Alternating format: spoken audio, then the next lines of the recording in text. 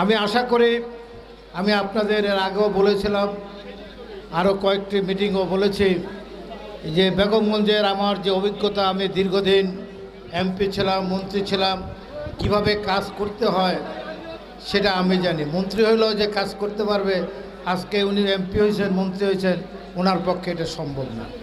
তো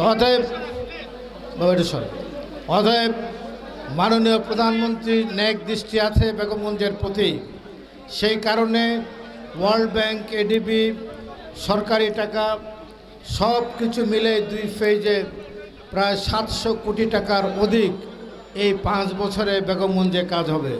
700 কোটি টাকার যদি কাজ হয় শুধু এই এলজিডির মাধ্যমে, আপনার সড়কের কাজ তো ভিন্ন, আপনার শিক্ষা প্রতিষ্ঠানের কাজ ভিন্ন, মাদ্রাসার কাজ ভিন্ন, অন্যান্য টিউবওয়েলের কাজ ভিন্ন। অতএব শুধু একটি দপ্তর থেকে, অধিদপ্তর থেকে 700 কোটি টাকার কাজ হবে, বাকি সব মিলালে 1000 কোটি টাকার কাছাকাছি হবে। তাহলে কি আর কোনো উন্নয়ন বাকি থাকবে? এখন আমাদের কি কাজ? আমাদের কাজ হলো সহযোগিতা করা। যেমন তারেক রহমান বাংলাদেশকে এগিয়ে নিয়ে যাওয়ার জন্য যে সমস্ত প্রকল্প, ফ্যামিলি কার্ড, কৃষি কার্ড, প্রবাসী কার্ড, স্বাস্থ্য কার্ড করছেন, কিছু কিছু উড ফর কি বট বাহিনী নাকি, এই বট বাহিনী বিভিন্ন কথাবার্তা লেখেন, ওনার পরিবার নিয়ে লেখেন, এই দেশের সর্বশ্রদ্ধ আমাদের বেগম খালেদা জিয়াকেও নিয়ে লেখেন, মহান স্বাধীনতার ঘোষক শহীদ প্রেসিডেন্ট জিয়া রহমানকেও নিয়ে লেখেন। তাদের সন্তান হচ্ছে তারেক রহমান। জীবন দিয়ে দিতে পারে তারেক রহমান, কিন্তু বাংলাদেশের স্বার্থ বিরোধী কোনো কাজ তার দ্বারা হবে না ইনশাআল্লাহ।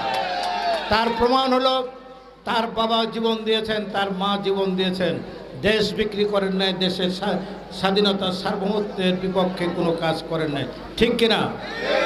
অতএব এমনি একজন ব্যক্তি আজকে বাংলাদেশের প্রধানমন্ত্রী। শহীদ প্রেসিডেন্ট জিয়া রহমান বলেছিলেন, আপনারা সৎভাবে 5 বছর একটি দেশের জন্য, বাংলাদেশের জন্য কাজ করেন, বাংলাদেশ 5 বছর করবেন, ত্যাগ করবেন, 25 বছর এগিয়ে যাবে।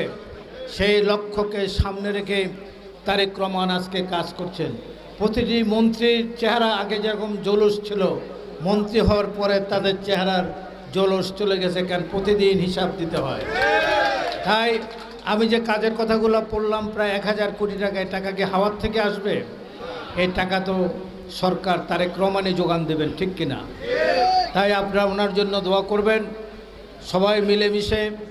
এই যে আমরা চৌমনি খাল ওয়াকওয়ে এবং খাল পরিষ্কারের 15 কোটি টাকা, অনেক রাঘব বোয়াল যাদের বিল্ডিং, দোকান অনেক বছর ধরে সরকারি খাল দখল করে, তারা সেখানে এগুলো দখল করে আছেন, তাদের পৈতৃক সম্পত্তি বলে আজকে সেগুলো ভেঙে ফেলা হচ্ছে।